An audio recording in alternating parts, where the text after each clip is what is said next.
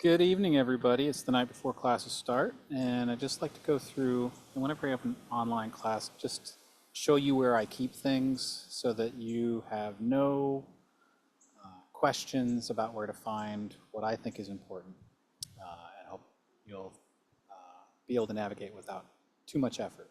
So anyway, this is Ed Psych 643, obviously. If you found this video, you found the Canvas page. I set up the class so that recent announcements will post here. You should also receive the announcements in your email. I do announcements at the beginning of the week each week. Just kind of here's what's going on this week, a little reminder just to make sure everybody's on the same page. Nearly everything is set up to run on a weekly basis where most things are due on Sundays. That doesn't mean you have to turn them in Sundays. I have some interesting conversations with students sometimes. They say, well, I work on the weekend, so I can't turn things in on time. Do them ahead of time. So it doesn't matter when they're turned in. It's just, I make it Sunday to make it kind of regular. Let you build a routine however you find most useful. You will find within this course environment that I have 3 modules. This first little bit of information is just kind of the normal background information that you might need from time to time. But for each module, you'll see I have a page, as they call it in Canvas. And you click on the page for the module, it'll bring you to an overview for what's due and what to read each week.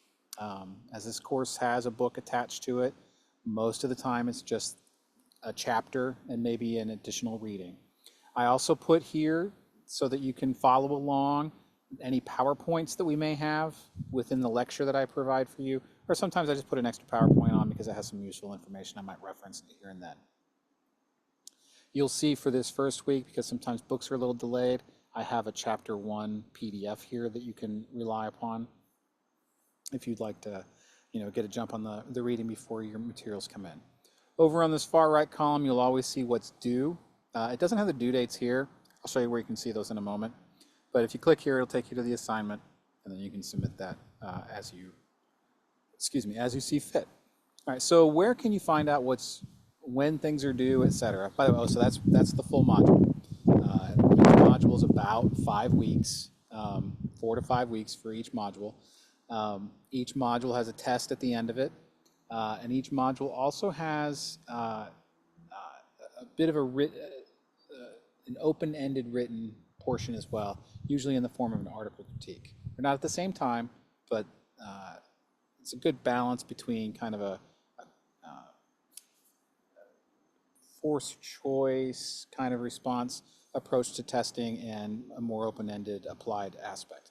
I'll show you the test. It's not a secret, by the way. This is the first module test. You can see that I've posted the questions here in advance. So you know what the questions are in advance. You know what I'm going to ask you to read and write about in advance. There is no time limit on this first one. The points are listed here. It kind of gives you that breakdown. I will tell you, when you're looking at the test questions and you're answering test questions, particularly in later tests, there are some, there's another test later on that has multiple items, and some are worth more points than others. Really pay attention to those points, because if you submit like a 10-word response to a 50-point question, that's probably not going to answer all the parts of the question. Whereas if you spend 2 pages answering a 2-point question, that's probably going overboard. So pay attention to those things, and you'll have a more efficient and hopefully a more less frustrating process with the testing. If you have any questions about the test, just reach out. I'm happy to explain anything that might come up. Where you can see deadlines, there are 2 places. First is the assignment space, and I like this place because it tells you when each of the tests, each of the projects, and each of the reading evidence are due. And it also shows you where the percentages for the course grades come. 35% for the tests, 35% for the projects, 30% for the what I call participation and preparedness. That's basically submitting your reading evidences. You'll see that's probably one of the unique things about this class that you may not see in a lot of other classes. I don't have reading quizzes and things like that. I use what I call a reading evidence, and I'll show you one. So the reading evidence for every reading assignment is just basically your evidence that you read. It's usually a set of notes. And I've done this because what I found is that students who do well in the class generally, have been taking notes as they go. So this is a way to make the quality student behaviors that we want to promote and advance are the thing that you get scored for. So if you are a focused student who takes notes while you read, you'll find that there's really nothing additional that I ask you to do. If it's the first time you've been asked to submit reading evidence, then it may seem like there's more, but you will hopefully will find out that you actually remember more of this stuff. And the important part with all of this is that you capture the information and can put it into your own representation. I want to be really clear about this assignment grading process. In the early phases, first couple of weeks in particular, I will give you a lot of feedback about whether or not you're on track, if you're just missing the point, or whatever it might be. But it's all driven by this rubric right here. 10 points is what most people get on most of the assignments because they catch on to what we're looking for here. This is good coverage of the entire chapter.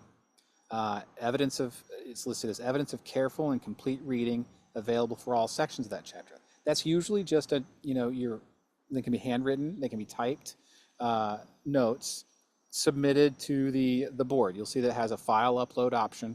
Some people just take their cell phone, click, click, click, click, click, stitch it together as a single PDF and upload that PDF of their handwritten notes. Some people type their notes as they go and they upload those. Some people can't quite figure out the picture approach with their phone or whatever, so they actually take a video of their notes and they just flip through the notes. The downside of that is I can't make comments in a video like I can on a Word document or a picture, but as long as you're getting it done, that's the focus.